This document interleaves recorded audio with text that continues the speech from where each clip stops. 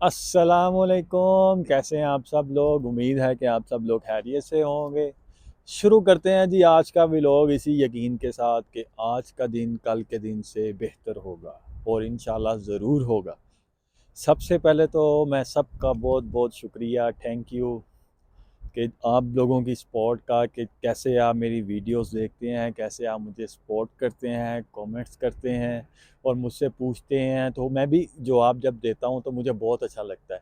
मैं कोई कंसल्टेंट या एजेंट्स नहीं हूं, मैं सिर्फ वही इंफॉर्मेशन आपको देता हूं जो कि मुझे आईआरसीसी की वेबसाइट से जो सी मिलती है। मेरा कोई इसमें कोई भी बेनिफिट नहीं है कि मैं आपसे कोई फीस चार्ज करूँगा कंसल्टेंसी की या कोई एजेंट्स हूँगा। तो चलें शुरू करते हैं जी। बहुत से लोगों ने बताया जी, आपका पूछा है मुझसे कि आपका स्टेटस क्या है यहाँ पे, आप कैसे कनाडा आए। तो आज मैं आपसे शेयर करूँगा जी कि मेरा स्टेटस यहाँ पे क्या है और मैं कनाडा कैसे आया। जी, मैंने 2015 में अपनी यूनिवर्सिटी कंप्लीट की। मैंने मास्टर किया, उसके बाद मैंने सैप किया अकाउंट्स के अंदर। तो उसके बाद फिर मैंने यूएसए का प्लान बनाया कि मैं यूएसए जाता हूँ। मेरा एक दोस्त था, उसके फादर ये कंसल्टेंसी का काम करते थे, तो मैंने उनके ज़रिए यूएसए का वीज़ा अप्लाई किया। लेकिन 7-8 मंथ्स हो गए थे, लेकिन कोई रिप्लाई कुछ भी नहीं आ रहा था। तो फिर मैंने विड्रॉल कर दिया। फिर उसके बाद मेरी एंगेजमेंट हो गई मेरी वाइफ के साथ, अल्हम्दुलिल्लाह। तो फिर 2015 में मेरी एंगेजमेंट हुई थी। फिर उसके बाद 2017 में हमारी शादी हो गई। तो हमारा निकाह हो गया, शादी हो गई। फिर 2018 मुझे याद है कि 18 जनवरी को मेरी वाइफ जौन सी वो कनाडा आ गई थी, क्योंकि उसने मेरा अप्लाई करना था कनाडा में आके, तो इसलिए वो कनाडा आ गई। फिर 1 साल की हमें टैक्स रिटर्न्स चाहिए थी, तो इसलिए उसको जॉब करनी पड़ी। मेरी वाइफ ने मेरे लिए बहुत स्ट्रगल किया है, थैंक यू। तो फिर उसने 1 साल के बाद सेम डेट 18 जनवरी 2019 को उसने मेरा जितनी भी फ़ाइल थी जो सी इमिग्रेशन में अप्लाई कर दी। तो अप्लाई की हमने। अप्लाई करने के 6 हफ्ते बाद मेरी मेडिकल कॉल आ गई। तो हमने कंसल्टेंट हायर किया था, उसको हमने फ़ीस दी थी $600, उसकी फ़ीस थी। और कैनेडियन गवर्नमेंट की तकरीबन $1000 जो सी फ़ीस थी, तकरीबन 1500 to 1600 जो सा हमने सबमिट करवाया।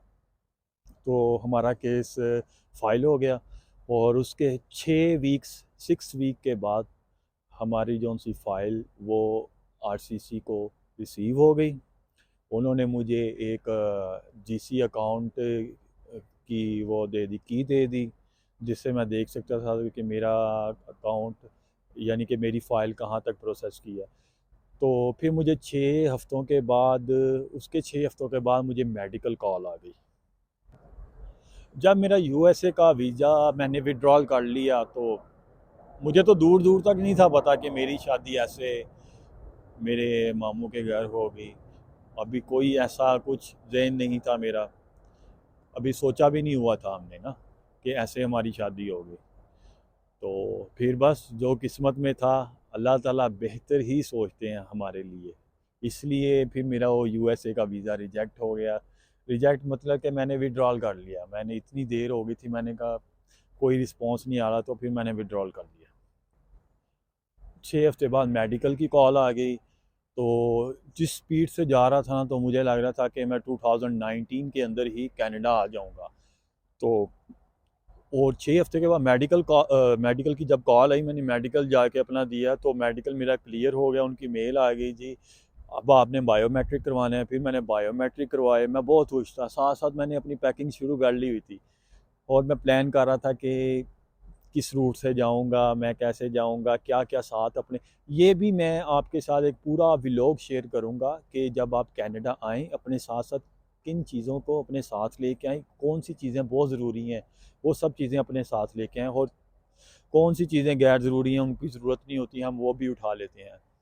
तो बायोमेट्रिक बायोमेट्रिक होने के बाद फिर हुआ कोविड-19, फिर पूरी दुनिया बंद हो गई। तो वो जौन सा टाइम था ना, वो मैं आपसे क्या बताऊं मैंने कैसे गुजारा। बहुत मुश्किल टाइम था। कोविड आ गया था, हर जगह सब कुछ बंद हो गया था, इमिग्रेशन से कोई मेल्स नहीं आ रही थी मुझे। फिर कोविड, ऐसा कोविड आया पूरी दुनिया में, हर जगह पूरे जितने भी ऑफिस थे, आपको पता है कि हर जगह सब कुछ बंद हो गया, वर्क फ्रॉम होम हो गया। वर्क फ्रॉम होम भी आपको पता है कि एंड पे जाके हुआ था। स्टार्टिंग पे तो छुट्टियां ही छुट्टियां, हर जगह बंद हो गई थी। तो वो बहुत मुश्किल वक्त था मेरे लिए। 6 महीने, वो 6 महीने जैसे निकाले वो मुझे पता है। फिर उसके बाद फिर एक दिन मैं सोया हुआ और मैं उठा तो मेल आई हुई।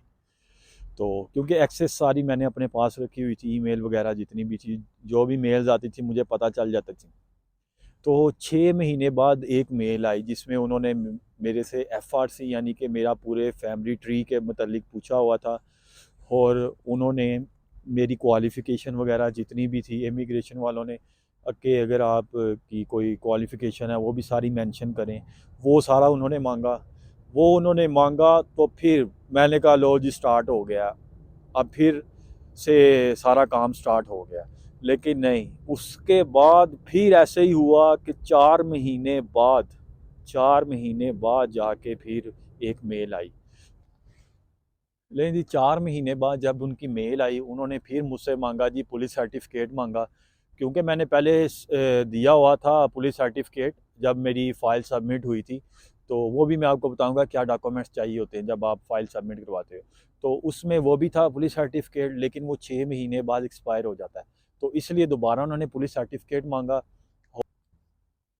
फिर जौन सी अगली मेल आई तकरीबन 2 महीने के बाद मुझे, फिर क्योंकि कोरोना से एकदम से दुनिया दोबारा काम पे आई थी। तो वो जितनी पेंडिंग थे सारों के केसेस, मेरे थोड़ी ना अकेले के नहीं थे, बहुत सी दुनिया के थे। तो इसलिए उनको टाइम लग रहा था। फिर 2-3 महीने बाद मुझे एक मेल आती थी। फिर जब मुझे 3 महीने बाद, 2.5-3 महीने बाद एक मेल आई जिसमें उन्होंने जी प्रूफ मांगे हुए थे। उन्होंने कहा हुआ था कि आपने शादी की तस्वीरों के अलावा, आप शादी के बाद घूमने फिरने गए हैं, शॉपिंग करने इकट्ठे गए हैं, वो वाली तस्वीरें दें। फिर सारी कॉल हिस्ट्री उन्होंने मांगी। फिर मैंने अपने व्हाट्सएप की सारी कॉल हिस्ट्री दी, तस्वीरें दी शादी के अलावा। क्योंकि शादी के बाद 3 या 4 महीने हम साथ रहे थे, तो इतना टाइम भी नहीं मिला कि हम तस्वीरें वगैरह इतनी, फिर जितनी हमारे पास थी तो वो मेरे ख्याल से बहुत थी, वो फिर सारी हमने सबमिट करवा दी। वो सबमिट करवा दी तो अब हमने कहा लो जी ख़त्म हो गया काम। लेकिन नहीं, उसके बाद फिर 4 महीने गुजर चुके थे, कोई मेल नहीं। मैं इतना परेशान, मेरी वाइफ इतना ही परेशान, और मेरे घर वाले मुझे जब देखते थे परेशान में तो वो भी बहुत परेशान हो जाते थे। तो फिर क्या हुआ, फिर हमने यहाँ पे कनाडा में जौन सा मेरी वाइफ के एरिए में जौन सी वो एमपी थी, तो मेंबर ऑफ पार्लियामेंट, फिर हमने उसको बोला, मेरी वाइफ ने, मेरे डैडी ने, वो गए उसके पास, उसको जाके रिक्वेस्ट की, एप्लीकेशन दी, फाइल नंबर दिया सारा कि प्लीज़ काइंडली आप पता करवाएं। ऑलरेडी 1.5 ईयर से ऊपर हो गया है, इतना लंबा प्रोसेस क्यों हो रहा है। फिर जी एमपी को, उसको, उन्होंने हमें फॉर्म दिए, वो हमने फॉर्म फिल किए और उनको सबमिट करवाए, और उन्होंने कहा जी हम आपको मेल में बता देंगे क्या रीज़न है, क्यों डिले हो रहा है, क्यों लेट हो रहा है। तो अल्लाह की करनी ऐसे हुई कि फिर उसके 2 हफ्ते बाद मुझे ना इमिग्रेशन वालों की ईमेल मुझे रिसीव होगी। और मुझे अभी भी वो वक़्त याद है, फ्राइडे का दिन था, मैं जुम्मा पढ़ के आया था और मैं अपनी छत पे था और मैं बहुत सैड था। तो मोबाइल मेरा नीचे चार्जिंग पे था। फिर जब मैं नीचे गया और जब मैंने अपना मोबाइल देखा तो मैं इतना खुश हुआ ना, इतना खुश हुआ। जब मैंने मेल देखी, और ये बातें जब मैं अभी सोचता ना तो मुझे फिर दोबारा खुशी होती है। जब मैंने वो मेल देखी, उस मेल में ये था कि इमिग्रेशन वालों ने मुझसे कहा हुआ था कि जी आप पासपोर्ट सबमिट करवाएं अपना। तो वो आप अपने बाय हैंड जाके करवा सकते थे, इस्लामाबाद में वैसी थी जैरी की ऑफिस में, वहाँ आप बाय हैंड करवा सकते हैं, टीसीएस करवा सकते हैं। लेकिन मैं खुद गया जाके अपने हाथों से, मैंने कहा अब मैंने कोई रिस्क नहीं लेना। मैं खुद गया, इस्लामाबाद गया। इस्लामाबाद जाके वहाँ पे मेरे पिक्चर ली उन्होंने, और मेरी फॉर्म वगैरह जितने भी थे सारे उन्होंने जो जो रिक्वायर्ड किया हुआ था वो उनको दिया और अपना पासपोर्ट दिया। तो फिर जब मैंने अपना पासपोर्ट वहाँ अम्बेसी में जमा करवाया इस्लामाबाद जाके, तो उन्होंने मुझसे पूछ लिया था कि आप खुद आएंगे रिसीव करने के, हम टीसीएस कर दें। फिर मैंने कहा जी आप टीसीएस कर देना, क्योंकि ये फिर उनका एंड होता है ना, उन्होंने भेजनी होती है, उनकी रिस्पॉन्सिबिलिटी होती है। इसलिए फिर मैंने बोला जी आप टीसीएस कर देना। और 4-5 दिन के बाद मुझे ना, मैं रोज़ ट्रैक करता था, मुझे ट्रैकिंग नंबर मिल गया हुआ था, रोज़ ट्रैक करना कि कब पासपोर्ट आएगा लाहौर, कब आएगा कब आएगा कब आएगा। तो एक दिन मैंने देखा नहीं, तो वो टीसीएस वाले भाई की ना मुझे 3-4 मिस कॉल हो गई मेरे से ना। तो मैंने कॉल की, कहता भाई आपका पासपोर्ट आया, तो आप मुझे एड्रेस बताओ। मैंने कहा नहीं नहीं नहीं नहीं, मैं खुद आता हूँ, आप मुझे बताओ कहाँ आना है। तो इस तरह फिर उसने मुझे एड्रेस बताया, तो मैं खुद गया उसके पास। तो उसने मेरी आईडी देखी, उसने मुझे मेरा पार्सल दिया, और मैंने खुशी में उसको जो देना था दिया। और मैंने पहले हाथ ही मैंने वो उसकी एनवेलप ओपन की और पासपोर्ट देखा, उसके ऊपर वीज़ा लगा हुआ था, और मैं खुशी के साथ रोने लग गया।